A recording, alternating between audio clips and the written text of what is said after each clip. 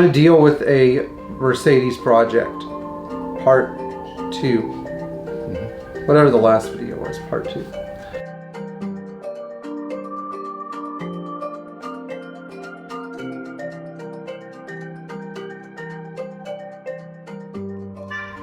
So in our last video we talked about the steps of a minor project. Assess the fuel system, make sure that you have an engine that turns. Maybe put some Marvel Mystery Oil in the cylinders. I left that out and let it sit in there. But try to go through and get your fuel system working, your brakes working, your engine running, etc. and see what you have after that and then make another plan. Now, there's a whole other side of this that I did not discuss that we're going to see a lot more in the coming years. It's called how to deal with a major project. So a major project is you have a stuck or blown up or damaged engine, like with a blown head gasket or something, or the engine just doesn't turn because it's been sitting for 30 years. You have major body work and rust repair to deal with. You have a major interior project that needs to be dealt with. You have transmission issues. You have a bunch of unknowns, maybe an electrical fire, something like that. So I wanted to do this in stages. And so part 1 of the major project is going to be the engine and mechanical stuff. So you have to go through the steps from the initial video, assess the fuel system, make sure you have a decent cooling system, make sure your starter will activate, sort of, kind of. But if you have, let's assume you have a stuck engine, a car that's been sitting for a long time in a stuck engine. You need to do, there are 3 steps that need to be followed. The first step is you need to find your machinist, because you're not, unless you're Aaron householder, you're not going to be able to do it yourself.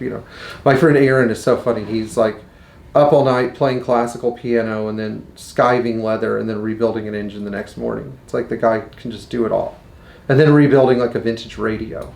Not even a Becker. I mean, it could be a Becker, but usually it's like a 1940s house radio. What happened?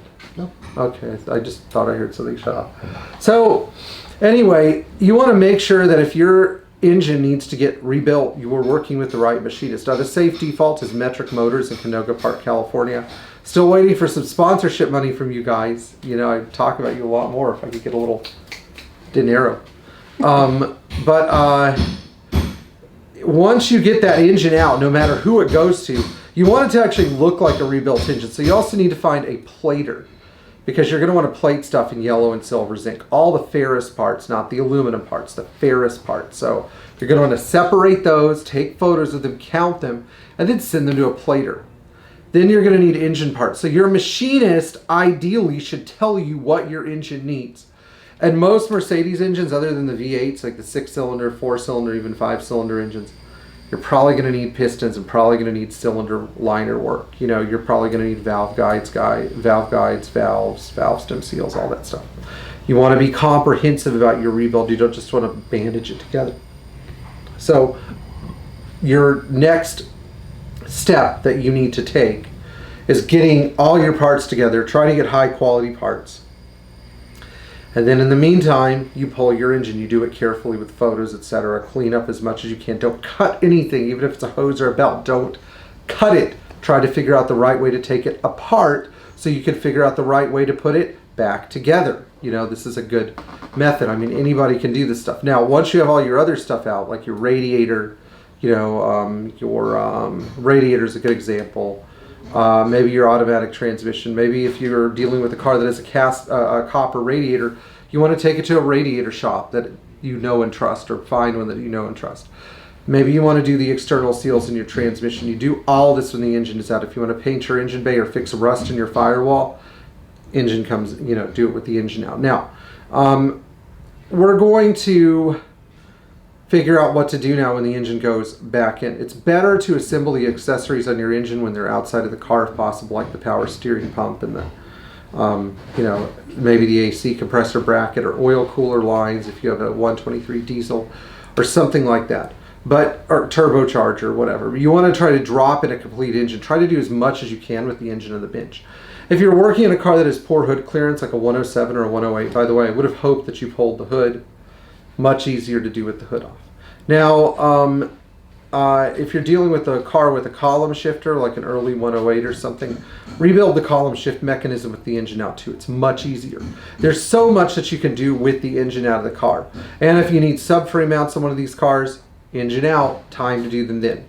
You want to literally find everything you can, exhaustively scrutinize the car so that everything that surrounds the engine and drive line can be assessed and repaired. Easy enough, right? Well, we hope. Just don't put yourself in a really tight timeline. That's what so many people make the mistake of doing. They put themselves on this gun to the head kind of, I gotta get it done, I gotta get it done, I gotta get it done timeline, like it's a bunch of chores your wife gave you or something. Don't do that. Take your time, do it right. I mean, most of my customers hate me for this, but I work very slowly and very carefully. You know, I don't try to slap anything back together. Why?